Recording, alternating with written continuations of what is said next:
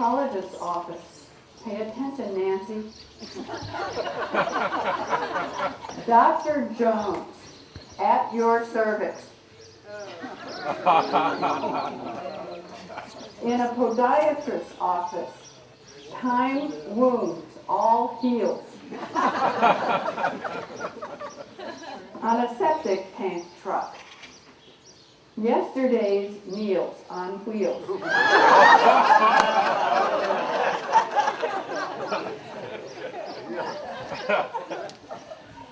At an optometrist's office. If you don't see what you're looking for, you've come to the right place. On a plumber's truck. We repair what your husband fixed.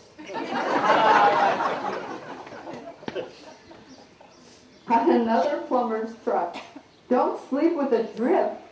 Call your plumber.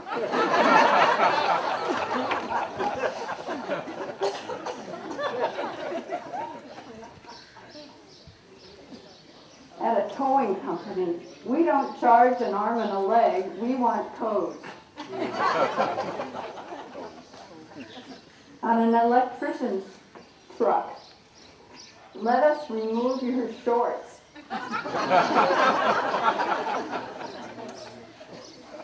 In a non-smoking area, if we see smoke, we'll assume you're on fire and take appropriate action. Well, that's enough of those. Now we're going to have the meditation by Val Siegel.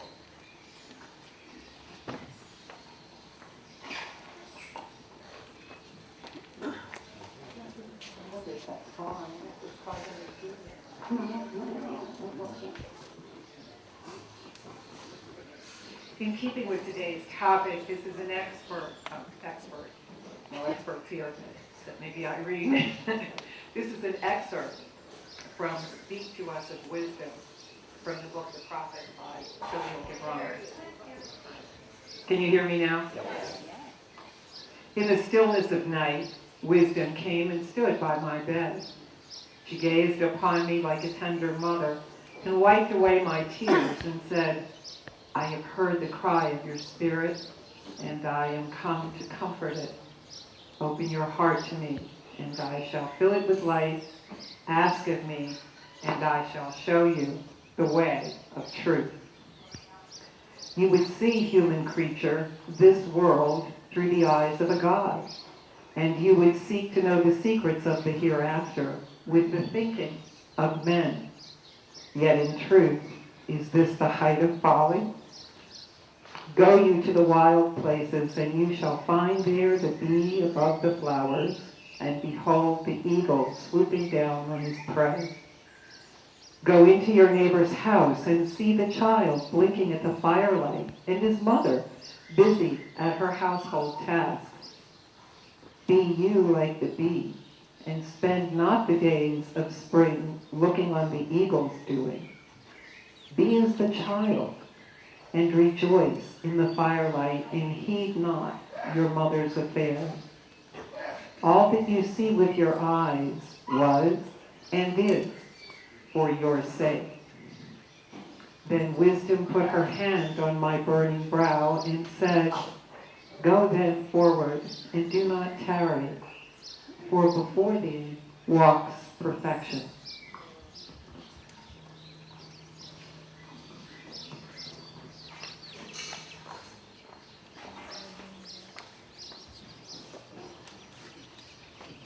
Our speaker today is Irene Anton. She asked the question, what is wisdom? How did the ancients access it, and how do we access it today? Irene is a former high school teacher, principal, and superintendent of schools. For a number of years, she also worked as a management consultant with large corporate and nonprofit clients.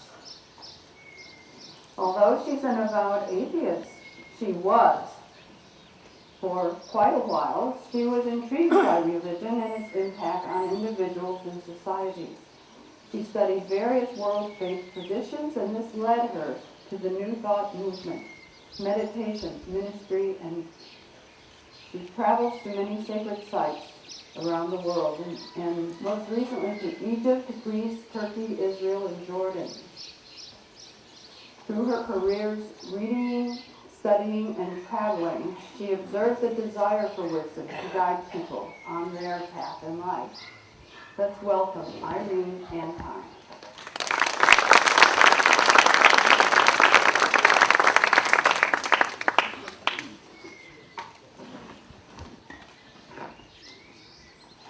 Good morning.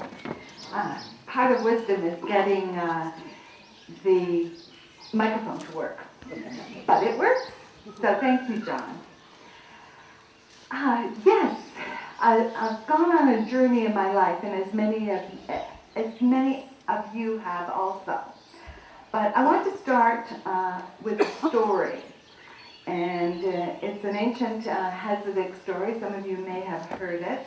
But it's the story of Rabbi Ajijic Mexico from Krakow.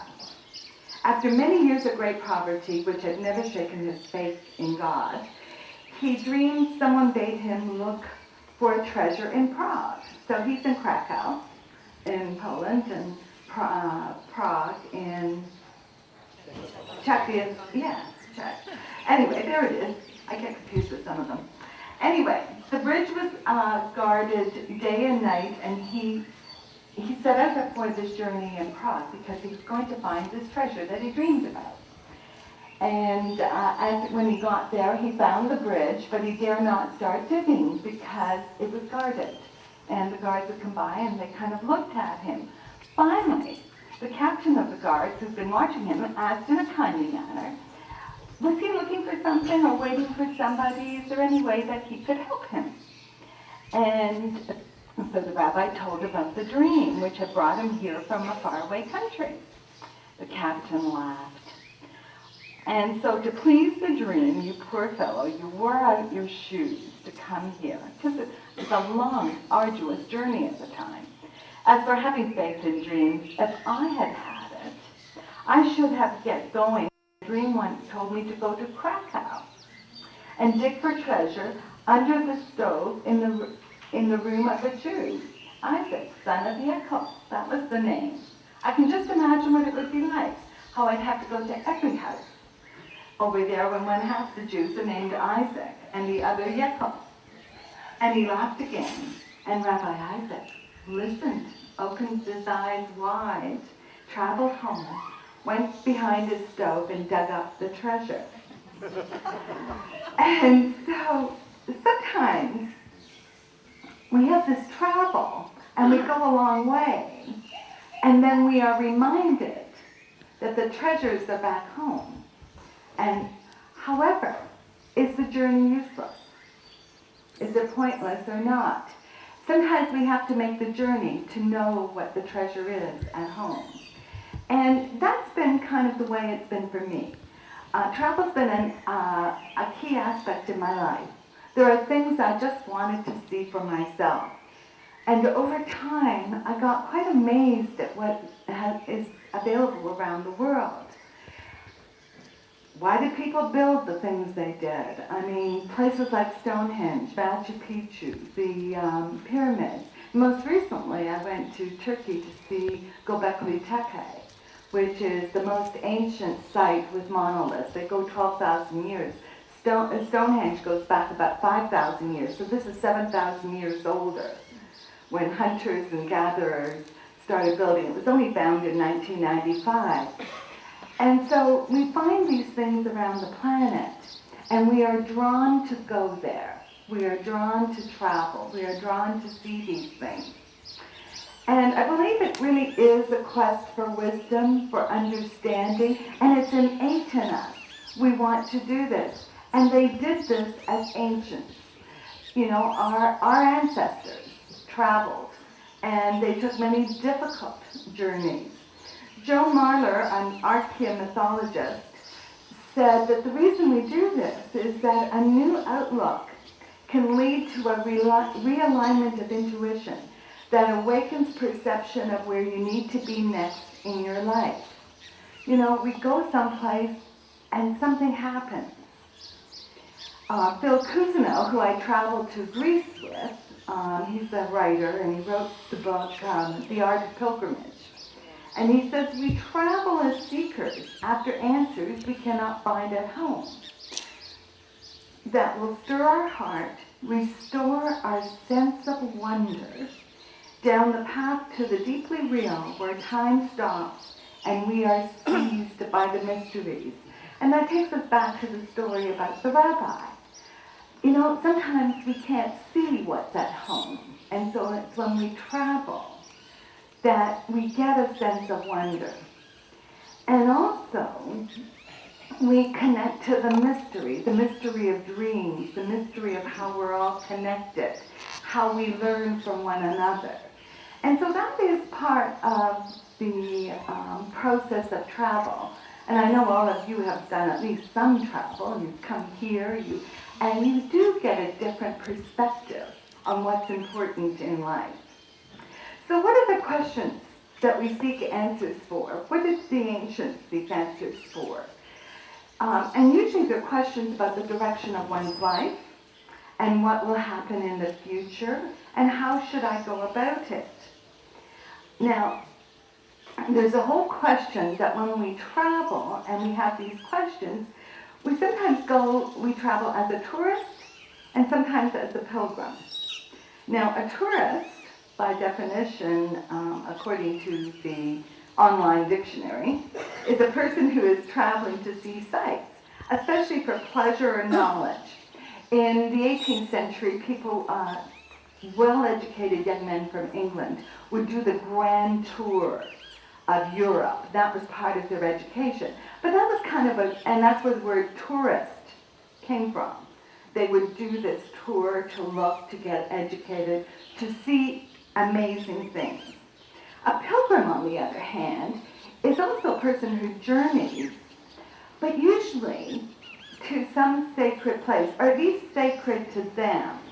You know, whether it's a church, a holy site, or a museum, or the site of an author, or some place that's important to them. And it's to gain enlightenment and being open to being transformed. That's the biggest thing. I don't know how many of you have seen the film with Martin Sheen, The Way. Have you seen?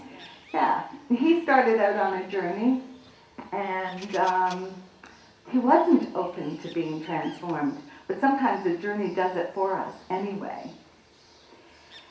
So where did people travel to in ancient times? Well, they traveled to places of learning. They traveled to be with wise men like Socrates and Plato, be students. They traveled to become disciples of the Buddha or Jesus or other great teachers. They traveled to Egyptian temples because those were the places of learning. They were the universities of Egypt, of the ancient world. To Greek temples and to holy places.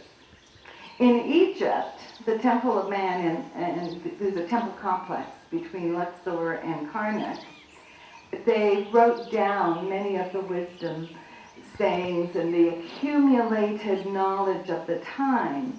And some of that was recorded in what's called the Egyptian Book of the Dead, which is a collection of sayings from various periods.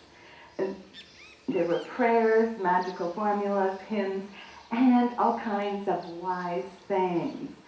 Some of the sayings of the wise are actually reflected in the Hebrew Bible, in Proverbs, and there's some parallels. For example, from the Egyptian Book of the Dead it says, "Do not associate to thyself the heated man, nor visit him for conversation."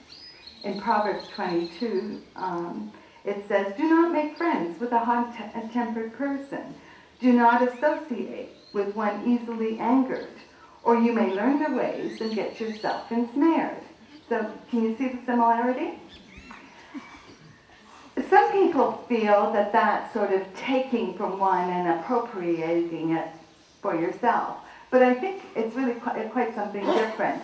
We share knowledge, and that which resonates to us, we appropriate. And then we use the language that makes sense to us. So we transform that language. And some of this, if you go to the Vedas or you go to other group scriptures, you will see similar quotes of wisdom. And I feel there are some commonalities throughout human society. And so we share this knowledge and we recognize this truth, and as we hear it, we express it. And I sometimes say, I don't know if you've had this experience, but this is an experience that I've had. How do I know what I think unless I hear myself say it? You know, so we have to kind of express ourselves, interpret things, and then as we say it, we say, oh yeah, I believe that. Of course, we sometimes have the other event. I say something and then I think, no, that's not true. I don't believe that. That doesn't resonate with me. I thought I believed it, but I don't. And so we've had that experience too. Now the ancients also went to check with oracles, shamans. They looked for signs, you know, tea leaves, chicken entrails, other ways of looking at it. Of course, we do too. They had astronomy and astrology, and they looked for the signs. And part of that, the belief is that we're all connected. And so the rhythm of life has a way of showing up as above, so below. But there's also this whole aspect of going to others to look for predictions. And there's some interesting outcomes as a result of that. For 1,500 years, the Greek pilgrims traveled to Delphi. When I went to Delphi, I was kind of stunned to see the location. It's in the mountains of Greece, high up on cliffs. They built over 200 buildings there. And I don't know how they carried all that stuff up, but it was just amazing to see. And people traveled there. That was seen as the navel of the world. That was where wisdom was. That's where the python, where the woman, if you asked her a question, when you actually asked one of the priests and you take the question to her and then she would give you answers, quite often enigmatic. And I'm going to come back to one of those. But at Delphi, it was the center. It was the temple for Apollo that was the key. That's where the oracle resided. But they also inscribed 3 maxims which have come down through the ages in many, many ways. The first one is know thyself. The second one, nothing in excess. And the third one, make a pledge and mischief is nigh. That's the one a lot of people don't quite know what it means. But I'm going to go through each one for a minute. The maxim, know thyself. Well, you know that one. And it shows up in many, many places. It shows up in Egypt, at the temple at Karnak. In the outer temple, which most of the people attended, it is inscribed, the body is the house of God. And that is why it is said, man, know thyself. So there it was in Egypt. In the inner temple, which was for those who studied and were going to become much more wise, it says, man, know thyself, and thou shalt know the gods. And as it says in, I think, I forget where in the Hebrew Bible, but, you know, ye are gods. And so there's many ways of saying the same thing, but we update the language. You know, from that great philosopher, Bob Marley, emancipate yourself from mental slavery. None but ourselves can free our minds. So it's within us. Wayne Dyer said, never underestimate your power to change yourself and to know yourself. And never overestimate your power to change others. Eckhart Tolle puts it kind of together. If you get the inside right, the outside will fall into place. Primary reality is within. Secondary reality is without. Which reflects right back to the New Testament where Jesus said, the kingdom is within. And so it's repeated in many, many ways. There's a story which kind of illustrates this. There's once a wise old man sitting at the gate of an ancient city. Some of you may have heard this story. A young traveler stops before entering the city and asks the old man, what kind of people live in this town? The wise man answers, what kind of people were in the town you just came from? Oh, they were liars and cheats and thugs and drunks and terrible people. The young traveler replied. The old man shook his head. The people in this town are much the same. And then another stranger paused to ask the same question. And the wise man asked, what kind of people did you just leave? The second traveler answered, oh, I left a fine town. The people were good, kind, and honest, and hardworking. The wise man smiled and said, the people in this town are just the same. Basically, the world reflects what's within you. So when the Delphi Oracle, and much has been written about the meaning of know thyself, know that how you are is what you see out there. And that was part of that wisdom. And Wayne Dyer goes on, so why do we travel? You know, why do we go there to seek wisdom if it's there? And he says, each experience in your life was absolutely necessary in order to have gotten you to the next place, and the next place, and the next place, and up to this moment. So part of that whole process of gaining wisdom, becoming the wise old sages that we are, is to contemplate what has gone on before. The second maxim is nothing in excess. Be temperate, everything in moderation. Now that sounds, to me, that kind of sounds like a downer. You know, everything in moderation. I mean, really. Benjamin Disraeli said, moderation is a center where in all philosophies, both human and divine meet. And I thought, well, that's interesting, okay. And Thomas Merton goes and says, happiness is not a matter of intensity, but of balance. Still sounds boring to me. But I'll tell you a story and then a conclusion here. King Solomon was sitting on his throne one day, and he decided that Benai, the captain of the palace guard, needed a lesson in humility. So the king summoned Benai and gave him an impossible mission to fill. I have heard rumors of a ring, a wonderful ring. It has unique powers. When a sad man gazes upon it, he becomes happy. When a happy man gazes upon it, he becomes sad. Go find this ring and bring it to me. Benai set out in search of the ring. He traveled from town to town, inquiring its whereabouts, but nobody knew of its whereabouts. And then one day, just before he was to see the king again, he spotted an old merchant with some wares on a shabby carpet who was sitting out front of a dingy shop. Benai approached him and described the object of his search. And the old man said, oh, a ring that cheers the sad and saddens the cheerful? Yes, I have that. Come on in with me. They entered the shop, and from a box full of baubles, the merchant took a plain silver ring and he engraved something on it, and then gave it to Benai, and who took it back to the palace. Solomon was expecting an unsuccessful and humble Benai, so when Benai strode in and handed him the ring, the king was taken aback.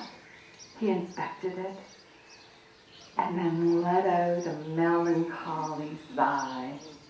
King Solomon removed his costly rings and slipped on this ring and said, it was I who needed a lesson in humility. This ring has reminded me that wealth and power are fleeting things.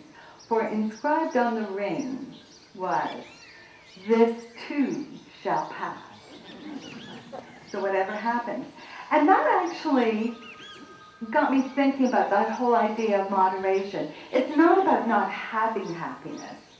It's not about not feeling grief or tragedy, but it's about knowing that it passes so we don't cling to it.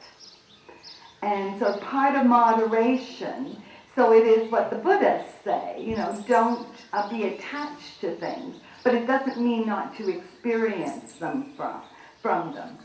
The third maxim was the one that puzzled me the most. Make a pledge of mischief is nigh. And so I had to do some research, and part of what it means is be careful of what you promise. You're tempting the fates if you promise something. One of the proverbs says that promise is comfort for a fool.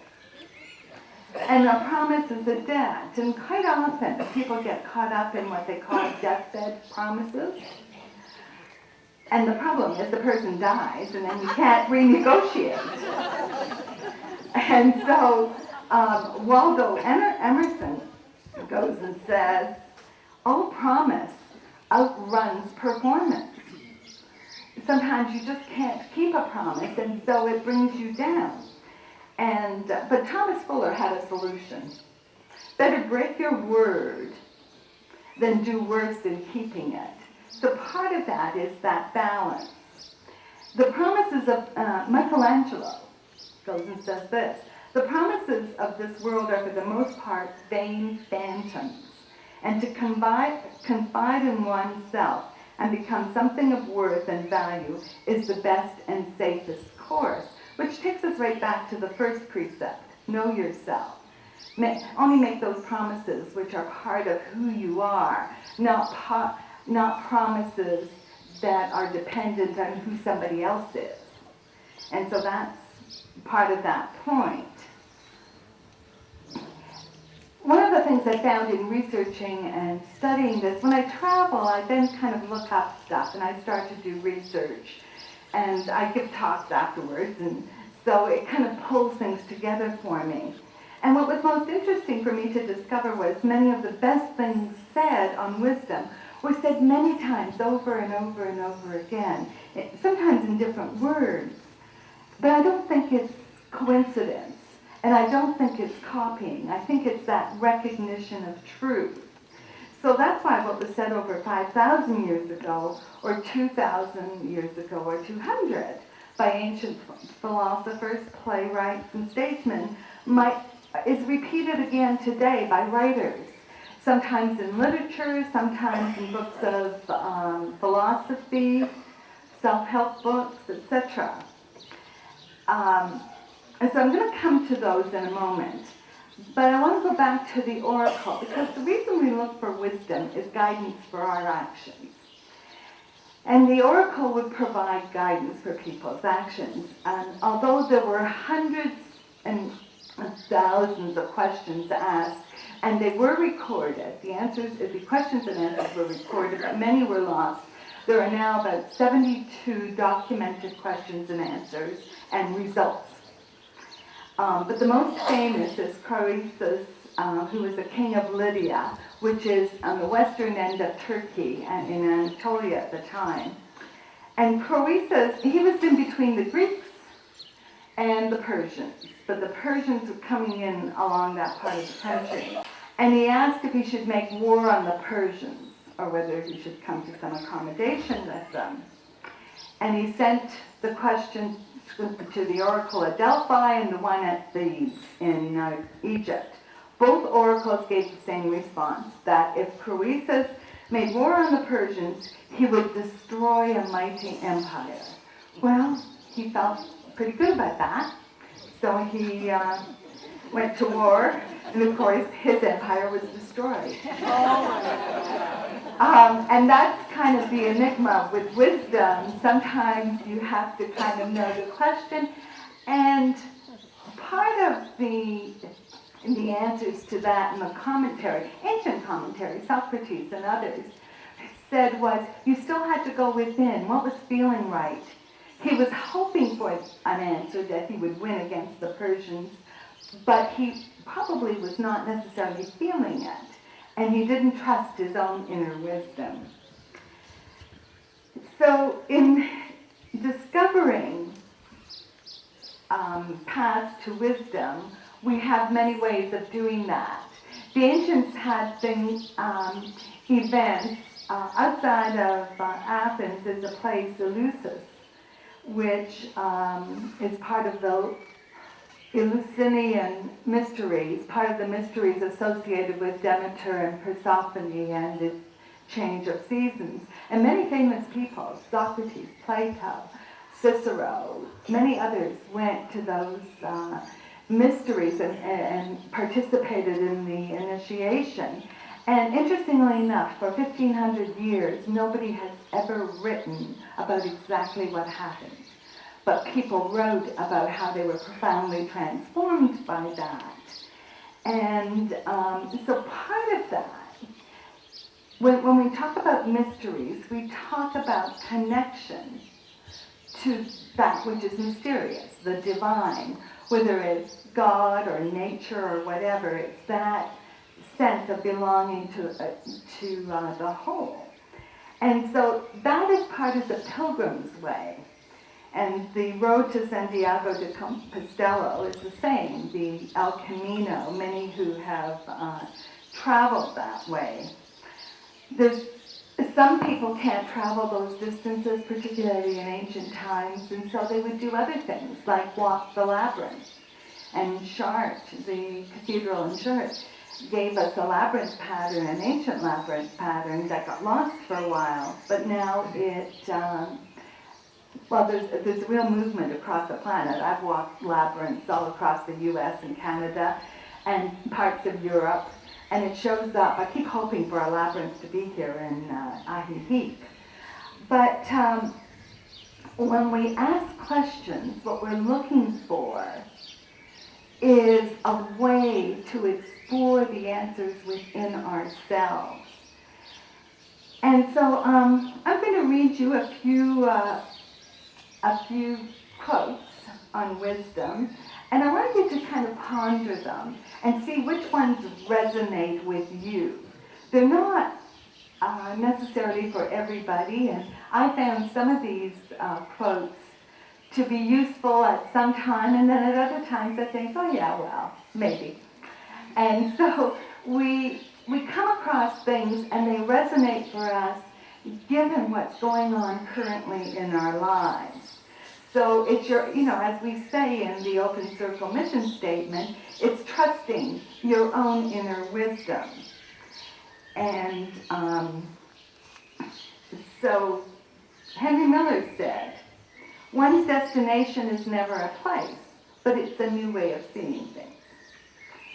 Helen Keller said, life is either a daring adventure or it's nothing at all.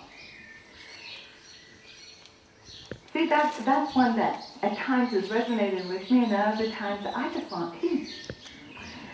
Without new experiences, something inside of us sleeps. The sleeper must awaken. That's actually from a science fiction writer, Frank Herbert. Confucius said, by three methods we may learn wisdom. First, by reflection, which is the noblest. So think upon it, ponder it, discuss it. Second, by imitation, which is easiest. Go do what somebody else did and you can figure it out. And the third is by experience, which is the bitterest. Sometimes that's just the only way, especially our kids. They only learn by experience. Leonardo da Vinci said, wisdom is the daughter of experience. And John Simone said, the key to wisdom is knowing the right questions. When I was doing management consulting, that's what I said, leadership was the art of asking the right questions. And it so often is. Chinese proverb, a wise man makes his own decisions. I thought this was interesting given today's world. And so this is a Chinese proverb from over 2,000 years ago. A wise man makes his own decisions. An ignorant man follows public opinion. Wayne Dyer says, true nobility isn't about being better than someone else. It's about being better than you used to be. Wow. Control how you react to events. How people treat you is their karma. How you react is yours. Marianne Williamson says, the more room you give yourself to express your true thoughts and feelings, the more room there is for your wisdom to emerge. So you have to give yourself space to explore things. And you have to give yourself a safe space, whether it's with friends or in a spiritual community or in an atheist club, wherever. You have to be able to explore what you think safely.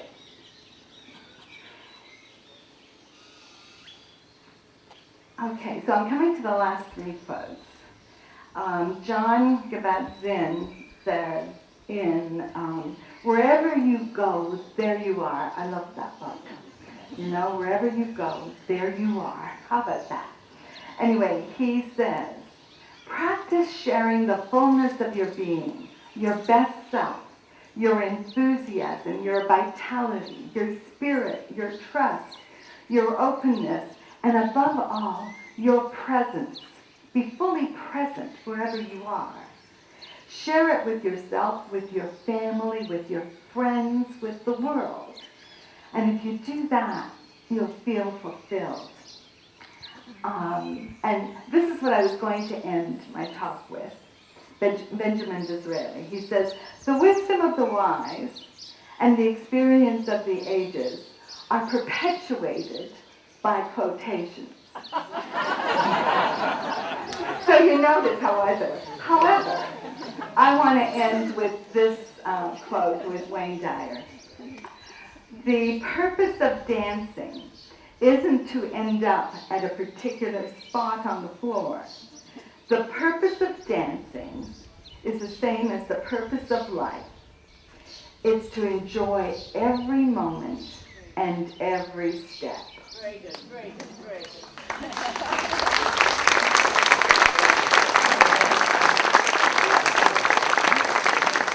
Are you willing now to take your questions? And surely we have some. Wait for someone to bring you the mic. Thank you. Well, I have to be honest, when I heard you were a principal and you were a superintendent, I wasn't sure I wanted to come. But thank you so much for all your wisdom. And as everybody knows, I'm a strong feminist. And of course, your quotes were 99% men. Now, I would like to come. You know, I'm a feminist and I didn't notice that. I'm going to check that out. Thank you. Oh, So here's what I came up with. Everything that's alive makes a mess. oh, I like that. That would mostly mean our children. Thank you for the observation. I'm going to pay attention to that. Every once in a while I forget. Yeah. You are a delightful speaker and a great communicator. Oh, Thank thank you very you. much. My pleasure. Oh, just a compliment. Yeah. Hey, you know, it's like being in the present. Just take it in. I didn't used to be able to do that. Well, I'd like to say something. The quote from the woman, the only one I think we heard was Helen Keller. And what she said was either life is a grand adventure or nothing at all. Well, if you were blind and deaf, that's what it would be. It would be. It would be. I also quoted Marianne Williamson, and I thought there was one. I had another one, but I didn't use it. But just a good reminder. Because there were many wise women, too. Well, yes. Delphi Oracle was a woman. And a That's blind true. woman at that, I believe. Sybil. Yeah. Mm-hmm. I just want to perpetuate the feminist movement here and observe that wisdom is referred to as she in the book of Genesis. Sophia. Yes. Yes. And I'll tell you a little story about that with my travels. Because when I was in Istanbul, I went to the Hagia Sophia, which is the church, a really marvelous church that became a mosque that became a museum. But when I was there, I discovered there was another church right beside it, a small one called the Irene. Now, of course, the way I saw it was the Hagia Sophia, which is wisdom, and then the Hagia Irene, which is peace. So wisdom begets peace. My mother's name was Sophia.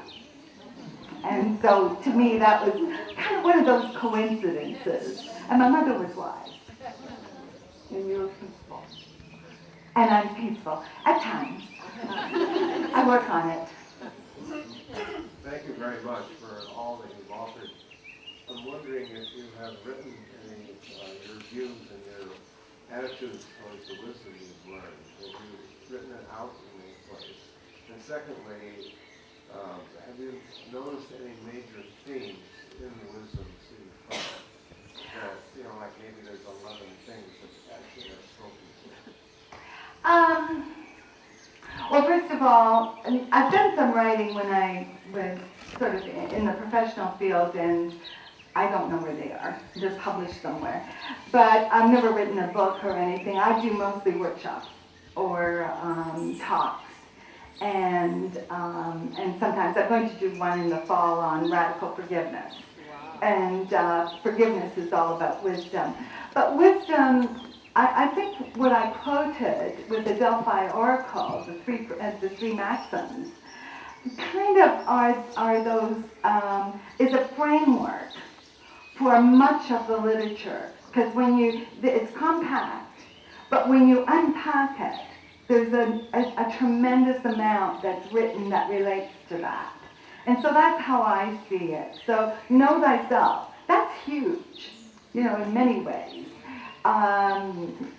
Everything in moderation, as I said, that sounded boring to me. But then when I really got into it, it was about going with the rhythm of life.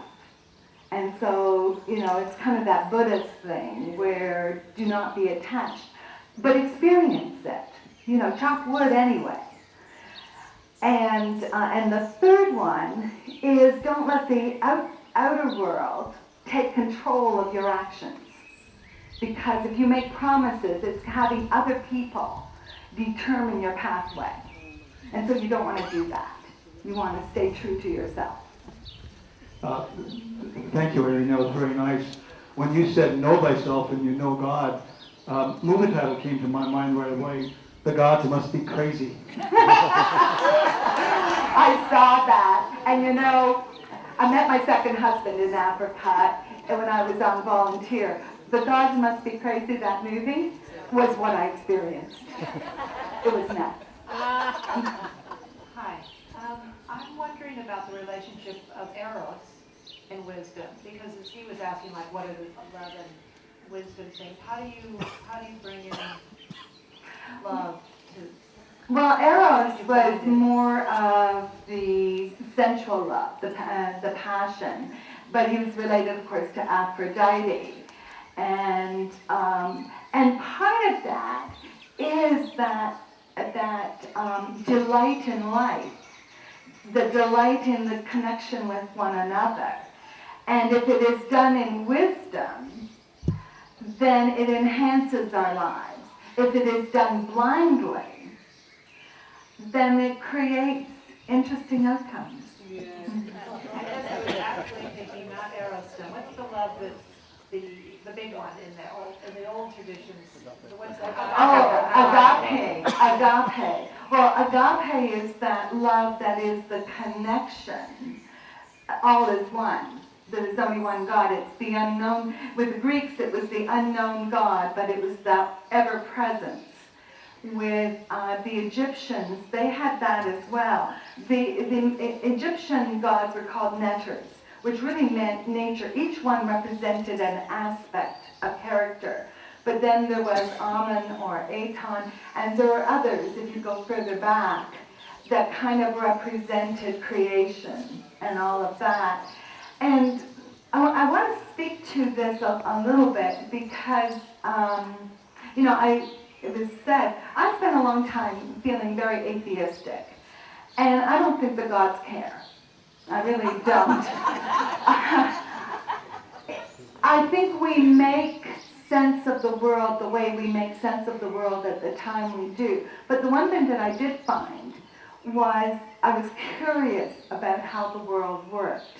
And that's my experience with people and with agape and with do good. To me, one of the most encouraging things lately in the news was Pope Francis, who said that even atheists we can meet doing good and God will bless them. And so, you know, that is what agape means to me. Well, I have a question since nobody else. Everything you described is very interesting, all these threads of wisdom and how they're interwoven and so forth.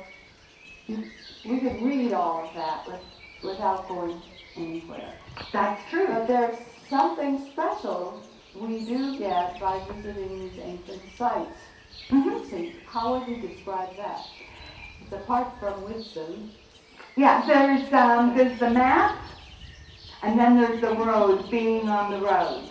And so I think we can learn, because a part of contemplation, a part of that is taking it within. But there is something about, you know fire a whole lot better when it burns you.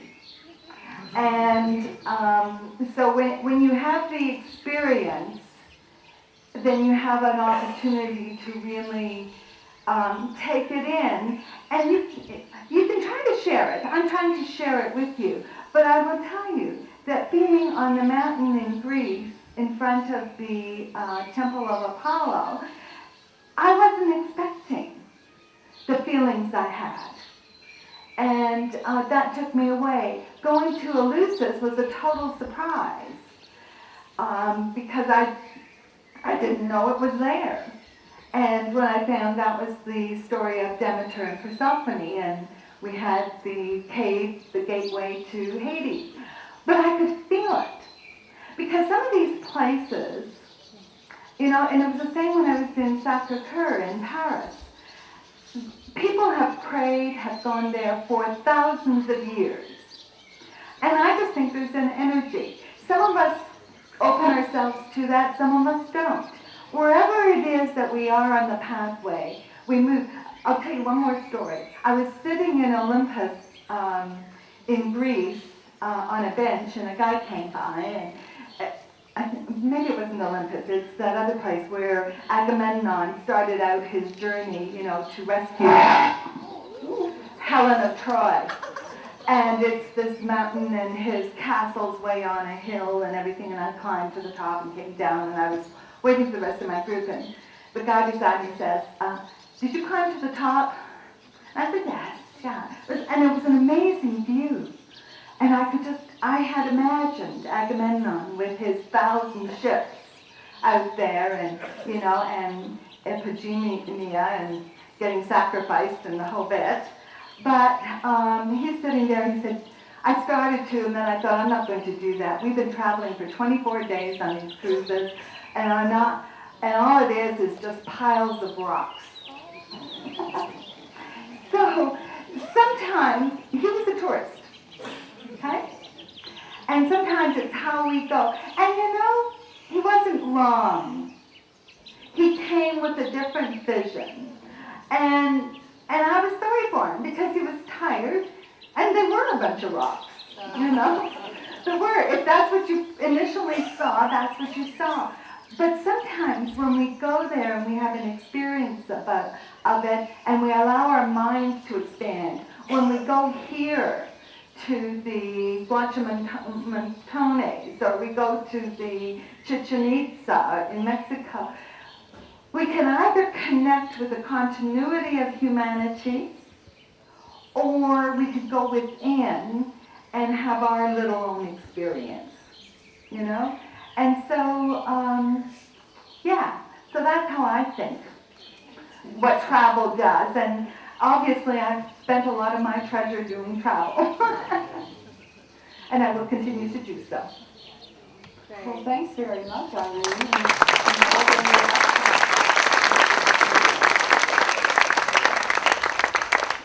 Our speaker next week is John Duvall, global warming and its consequences.